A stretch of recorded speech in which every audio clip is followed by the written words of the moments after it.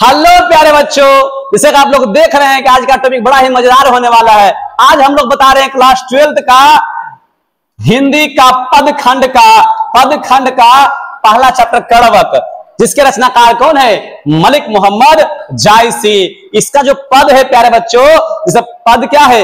एक नैन कई मोहम्मद गुनी सोई बुहा जय कवि सुनी, चांद जय इस जगह भी दिया बतारा दी कलंक किन्हीं उजियारा। तो इसका जो अर्थ है एकदम लाने वाले लाने, एकदम संगीत के माध्यम से आप लोग एकदम बढ़िया ढंग से बताएंगे। तो ये वीडियो को एकदम मिस मत कीजिएगा, अंत तक देखिएगा, ताकि एग्जाम में कोई भी क्वेश्चन आ जाए इस चैप्टर से तो एक क्वेश्चन भी आप लोग को बच नहीं पाए एकदम। तो चलते हैं, शुरू करते हैं। सबसे पहले देखना है क्या?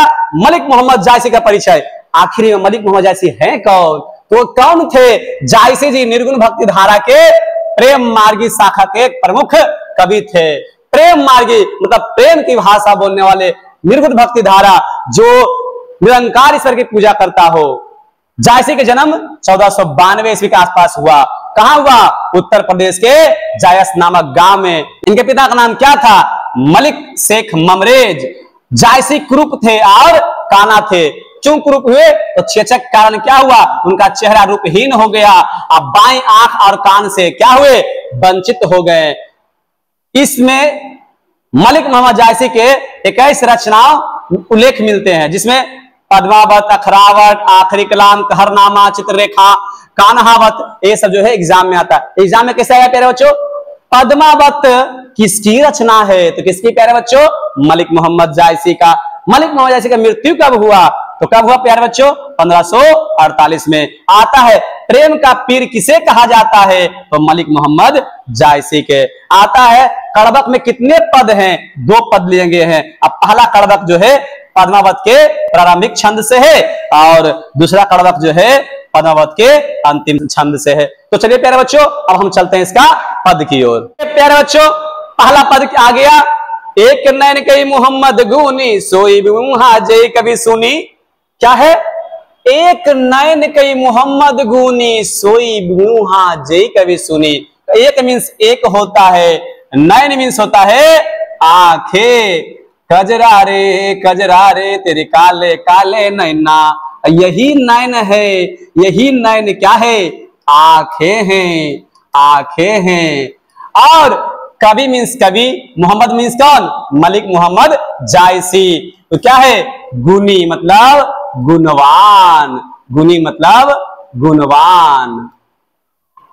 मलिक मोहम्मद जायसी कहते हैं, मलिक मोहम्मद जायसी कहते हैं कि मेरी एक आंखें हैं, मेरी एक आंखें हैं जो क्या है? गुणवान है। कौन कहते हैं? कवि मोहम्मद कहते हैं। कई मोहम्मद कहते हैं कि मेरी एक आंखें हैं, वो क्या है? गुणवान है। और आए क्या कहते हैं? सोई बिमुहा जे कभी सुनी, जो सो जाता है, सो जाता है विमोह में, मोह त्याग कर, चिंता मुक्त होकर, चिंता मुक्त होकर, चिंता मुक्त होकर, जय जो कवि मतलब कवि का सुनता है या कविता को सुनता है, कवि का सुनता है। कहते हैं जो कविता को या कवि को सुनता है वो क्या होता है? चिंता मुक्त होकर क्या होता है प्यारे बच्चों? सो जाता है। तो कितना इसका अर्थ हो गया? एक नैन कई मोहम्मद गुनी सोई बुहा जय कवि सुनी। मलिक मोहम्मद जायसी जी कहते हैं मेरी एक आंखें हैं जो क्या है? गुणवान है, और जो मेरी इस कविता को सुनता है वो चिंता मुक्त होकर क्या होता है? सो जाता है। चलिए प्यारे बच्चों, इसका अर्थ में चलते हैं। इसका अर्थ क्या है लिख देते हैं ना, आप लोग को सुविधा होगा। कवि मलिक मोहम्मद जायसी कहते हैं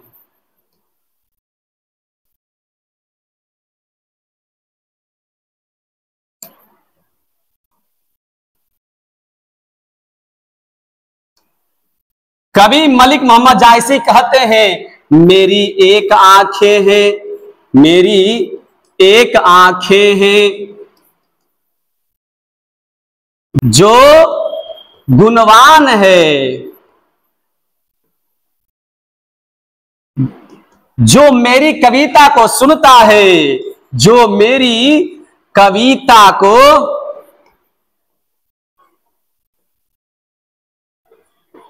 सुनता है वह चिंता मुक्त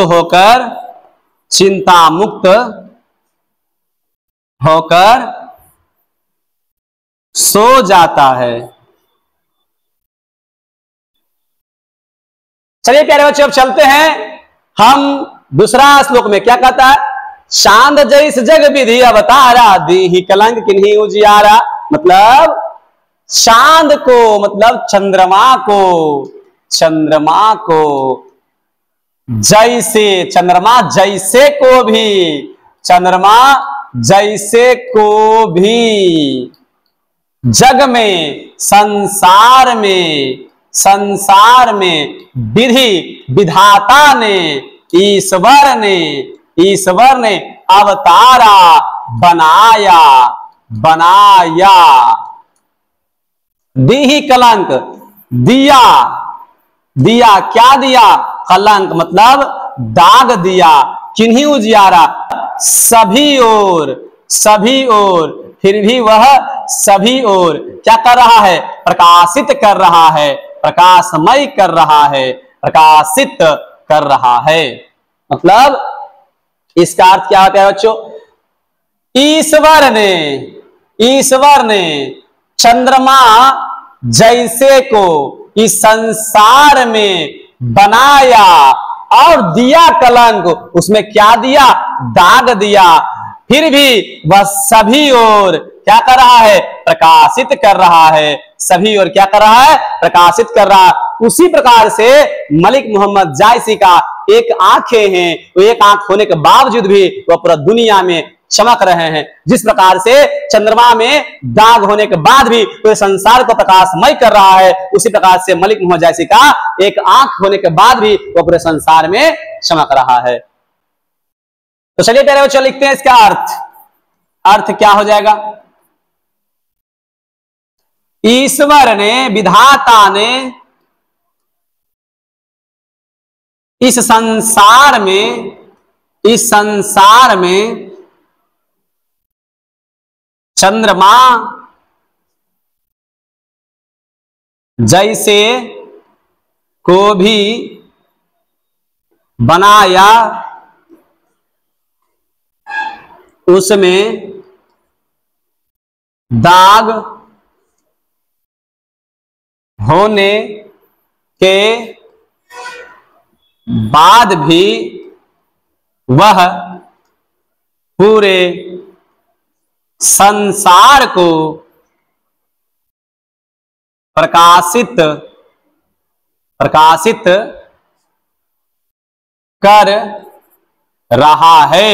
उसी प्रकार से मलिक मोहम्मद जायसी की एक आंखें भी। चलिए प्यारे बच्चों, चलते हैं तीसरा पद में। क्या कहा है? जग सूझा एक ही नैनहा, वासुक अस्नख्तन माहा। कहता है क्या? जग सूझा, संसार को सूझ लिया है, मतलब जान गया है, संसार को जान लिया है।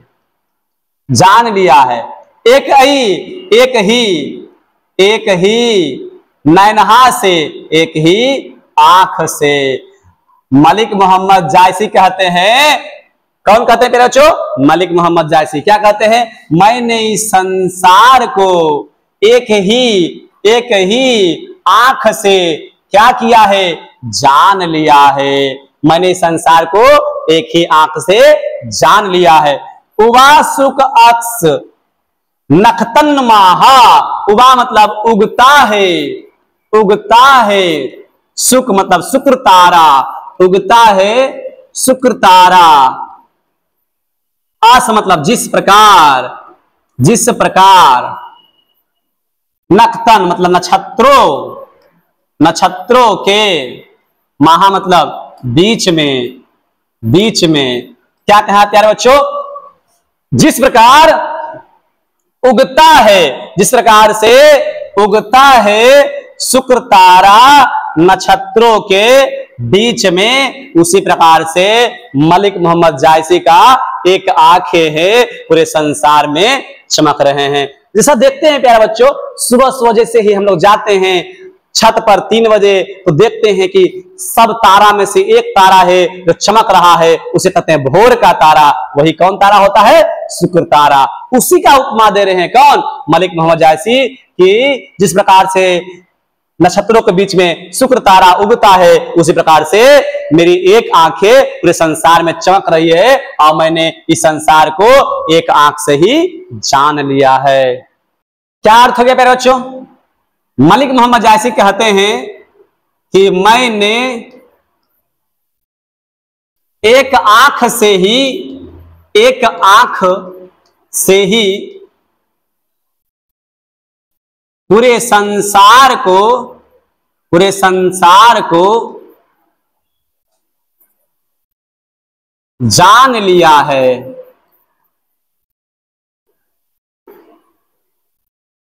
जिस प्रकार नक्षत्रों के बीच में शुक्र तारा चमक रहा है, उसी प्रकार मेरी एक आंखें भी। तो चलिए प्यारे बच्चों चलते हैं चौथा पद में। क्या कहा है? जौ लही आम बही डाब न होई, तौ लही सुगंध बसाई न सोई। प्रेम से बोलिए वृंदावन बिहारी लाल की जय। क्या कहते हैं मलिक मोहम्मद जायसी? जौ लही आम बही डाब न होई, मतलब जब तक आम में मंजर नहीं आता है, नहीं होता है, तौ लही सुगंध बसाई ना सोई, तब तक सुगंध का वास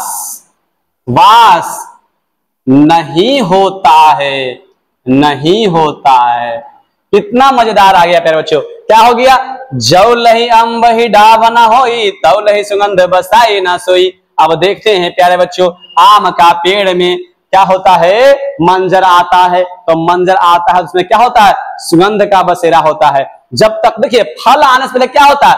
मंजर आता है। उसी प्रकार से क्या कहते हैं मलिक मोहम्मद जायसी? जब तक आम में मंजर नहीं आता तब तक उसमें सुगंध का बसेरा नहीं होता। मंजर आता है, फिर टूटता है, फिर आता है, फिर टूटता है। उसी प्रकार मलिक मोहम्मद जायसी कहते हैं कि हमारा जिंदगी में जब तक कठिनाइयां नहीं आता तब तक हम लोग चलने के लिए सीखते नहीं है। और वो उपमा दे रहे हैं कि जब तक आम में मंजर नहीं आता तब तक उसमें सुगंध का बसेरा नहीं होता है। उसी प्रकार से हम लोग को जिंदगी में जब तक कठिनाइयां नहीं आती तब तक हम लोग आगे नहीं बढ़ पाते हैं। तो प्यारे बच्चे इसका अर्थ तो लिख दिए हैं, यही सेम अर्थ आप लोग को लिखना है।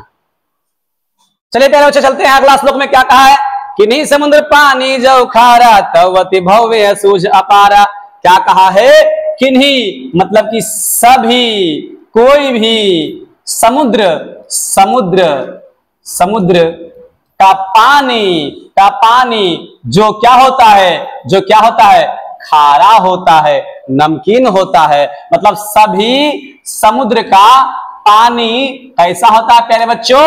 नमकीन होता है, खारा होता है। अब समुद्र का तो पानी खारा है।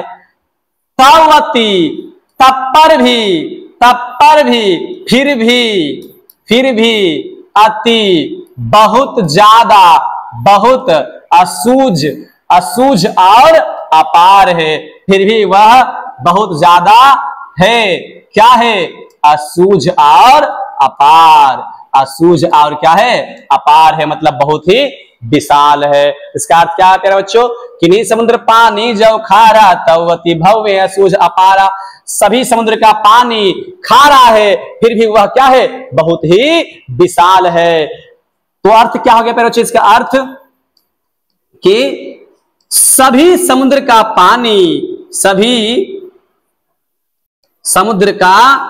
पानी खारा है, लेकिन वह बहुत विशाल है। बहुत क्या है? विशाल है। लेखक उपमा देते हैं कि हमारा जिंदगी अगर जो पूरा खराब चल रहा है, पूरा खा रहा है, जिंदगी में कुछ मिठास नहीं बचा है, सब जगह तकलीफ ही तकलीफ है, फिर भी समझना क्या कि हमारे जिंदगी में एक नया उमंग लेकर आएगा। समुद्र का पानी खारा है तो खारा चीज को कोई तो पसंद नहीं करता, फिर भी वह बहुत ही विशाल है, फिर भी वो क्या है? बहुत असूझ अपार है। उसी प्रकार से हमारे जिंदगी में कठिनाइयां आता है तो समझ जाइए कि हमारी जिंदगी में जरूर एक ना एक दिन अच्छा वक्त आएगा। तो चलिए प्यारे बच्चों, अब चलते हैं अगला श्लोक में क्या कहा है? जौ सुमेरु तुलसी विनाशा भा कंचन गिरि लागा कासा। अब देखिए, कहते हैं ना, मिल ही जाएगा मंजिल भटकते भटकते, गुमराह तो वे है जो घर से निकले ही नहीं है। तो प्यारे बच्चों, अब देखिएगा, इस श्लोक को बताने से पहले मैं आप लोग को एक कहानी बताते हूं जो कि श्लोक से ही संबंधित है। एक दिन की बात है, जब भगवान शिव अपनी यात्रा पे निकले हुए थे तो एक पर्वतराज जो है क्या किया? उनकी यात्रा को रोक दिया। अब भगवान शिव क्या किए? बड़ा ही गुस्सा हो गए। वो पर्वत के नाम था सुमेरु, सुमेरु पर्वत था। अब क्या किए? भगवान शिव ने जब आया तो सुमेरु पर्वत से कहा, हे सुमेरु पर्वत, तुम मेरे सामने से हट जाओ। सुमेरु पर्वत बोले, प्रभु मेरे पर तो बहुत सारे जीव हैं, मैं कैसे हट जाऊं प्रभु? हे प्रभु मुझे क्षमा करे, कृपया आप मार्ग बदल ले। भगवान शिव बोले कि मैं महादेव हूं, मेरा अगर जो तीसरा नेत्र खुल जाए तो पूरे संसार को भस्म कर सकता हूं, तुम पर्वत क्या चीज है? तो सुमेरु पर्वत बोले, हे प्रभु विनम्र से, हे प्रभु आपकी जो इच्छा है प्रभु कीजिए। भगवान शिव गुस्सा हो गए, बोले कैसा हठी है? तो भगवान शिव क्या किए? त्रिशूल निकाल लिए। अब कहे त्रिशूल से मैं तुम्हारा विनाश कर दूंगा। सुमेरु पर्वत मन ही मन भगवान शिव की आराधना करने लगे और मन ही मन त्रिदेव की स्तुति करने लगे, ब्रह्मा की स्तुति करने लगे, विष्णु की स्तुति करने लगे। तो क्या हुए? भगवान शिव ने जैसे ही त्रिशूल इन पर फेंका तो क्या हुए? सुमेरु पर्वत की विनम्रता से प्रसन्न हो गए। अब त्रिशूल जैसे ही आकर लगा तो क्या हुआ? ये पर्वत जो सुमेरु पर्वत क्या है? सोने का बन गया।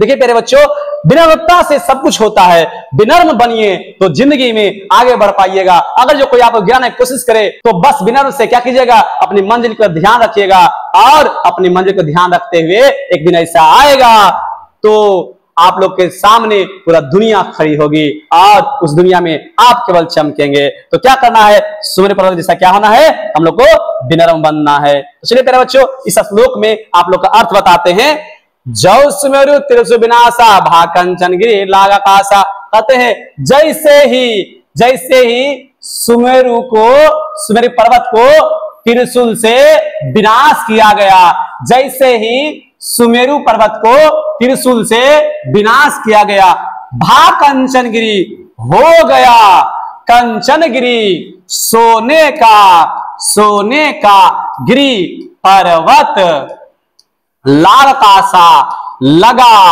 आकाश से त्रिशूल। जैसे ही आकाश से त्रिशूल लगा तो क्या हुआ? वो गिरी जो है वह पर्वत है सोने का बन गया। तो क्या हुआ प्यारे बच्चों? इसमें क्या कहा? जौ सुमेरु तुलसी विनाशा भा कंचन गिरि लागा कासा। जैसे ही सुमेरु पर्वत को त्रिशूल से विनाश करने के लिए भगवान शिव ने क्या किए? फेंके तो वह क्या हुआ? वह पर्वत पर आकर आकाश से आकर लगा, वह पर्वत क्या हुआ? सोने का बन गया। तो क्या हो गया प्यारे बच्चे? इसका अर्थ हो जाएगा, भगवान शिव सुमेरु पर्वत के विनाश के लिए त्रिशूल को फेंके तो पर्वत पर आकर लगा और वह पर्वत सोने का बन गया। उसी प्रकार से प्यारे बच्चों हमारे जिंदगी में अगर मेरे पास विनम्रता है तो मैं क्या हो सकता हूं, जिंदगी में आगे बढ़ सकता हूं। कितनी बड़े उपमा दिए हैं मलिक मोहम्मद जायसी। तो चलिए प्यारे बच्चों, अब चलते हैं अगला श्लोक में क्या कहा है। जौ लई घरी कलंक न पारा, कांच हुई नहीं कंचन कारा। क्या कहता है, जौ लही मतलब कि जब तक घड़ी में, घड़ी मतलब जानते हैं ना, जहां पे सुनार लोग क्या करता है, सोने को गलाता है, वही क्या होता है, घड़ी। जब तक घड़ी में गर्म मतलब कि कलंक गर्म नहीं किया जाता है, नहीं किया जाता है किसको, सोने को। जब तक सोने को घड़ी में गर्म नहीं किया जाता है, कांच होई मतलब चमक होता नहीं है, मतलब कि कच्चा धातु का। क्या मेरे बच्चों हो गया इसका अर्थ, जब तक घड़ी में सोने को गर्म नहीं किया जाता है, तब तक वह कच्चा धातु, तब तक वह सोने का धातु में चमक नहीं होता है। कितना अच्छा है बच्चों कि जब तक जौ लई घड़ी कलंक न पारा, कांच हुई नहीं कंचन कारा। जब तक घड़ी में सोने को गर्म नहीं किया जाता है, तब तक वह सोना कच्चा धातु में चमक नहीं होता है। इसका अर्थ क्या है प्यारे बच्चों, जब तक सोने के कच्चा धातु को घड़ी में गर्म नहीं किया जाता है, तब तक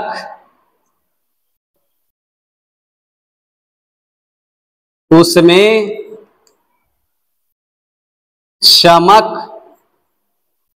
नहीं आती है, चमक नहीं आती है। कहते हैं ना, अगर जो आपको सूरज की तरह चमकना है तो आपको सूरज की तरह जलना भी होगा। उसी प्रकार से अगर सोने जैसा आपको चमक लानी है तो आपको घड़ी में तपना होगा।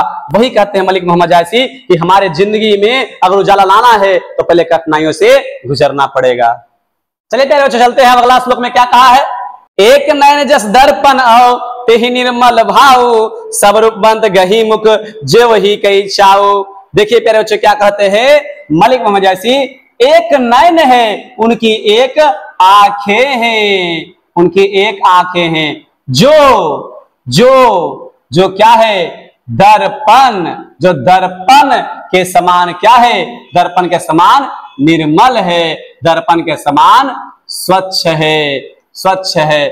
उनकी एक आंख है, उनकी एक आंखें हैं, मलिक मोहम्मद जायसी का एक आंख है, जो क्या है, दर्पण के समान, जो क्या है, दर्पण के समान स्वच्छ है, जो दर्पण के समान क्या है, दर्पण के समान स्वच्छ है। मलिक मोहम्मद जायसी की एक आंखें हैं जो क्या है, दर्पण के समान क्या है, स्वच्छ है।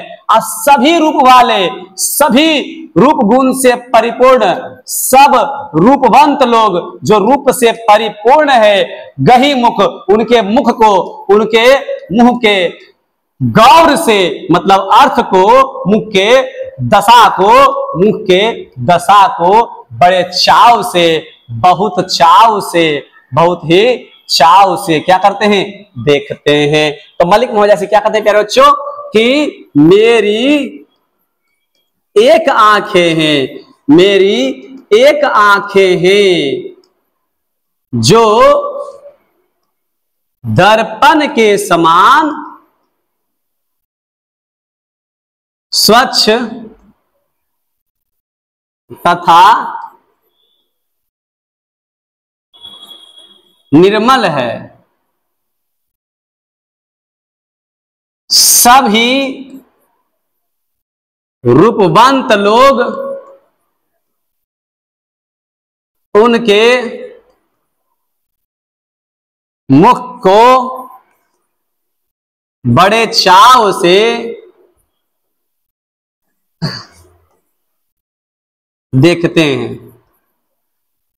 अब क्वेश्चन में आता है प्यारे बच्चों इससे कि मलिक मोहम्मद जायसी ने अपनी एक आंख की तुलना दर्पण से क्यों किया है। तो क्या हो जाएगा प्यारे बच्चों, लिखना है कि जिस प्रकार से दर्पण जैसे को वैसा ही दिखाता है, जो जैसा छवि बनता है वैसा ही उसको दिखाता है, उसी प्रकार से मलिक मोहम्मद जायसी भी अपने कविता में जो जैसा है उसको ऐसा ही बताया है। तो क्या हुआ प्यारे बच्चों, इस प्रकार से यह अध्याय का एक भाग जो है समाप्त हो गया। अब हम लेकर अगला वीडियो में आएंगे इसका नेक्स्ट भाग लेकर, तो बने रहिएगा हमारे इस YouTube चैनल से। और प्यारे बच्चों आप लोग से बहुत उम्मीद है, कृपया हमारे इस चैनल को बहुत से बहुत लोगों के पास शेयर कीजिए ताकि मैं इसी तरह से आप लोग से मोटिवेट होता रहूं और एकदम आसान भाषा में, इजी भाषा में आप लोग के लिए नए नए वीडियो लेकर के आऊंगा।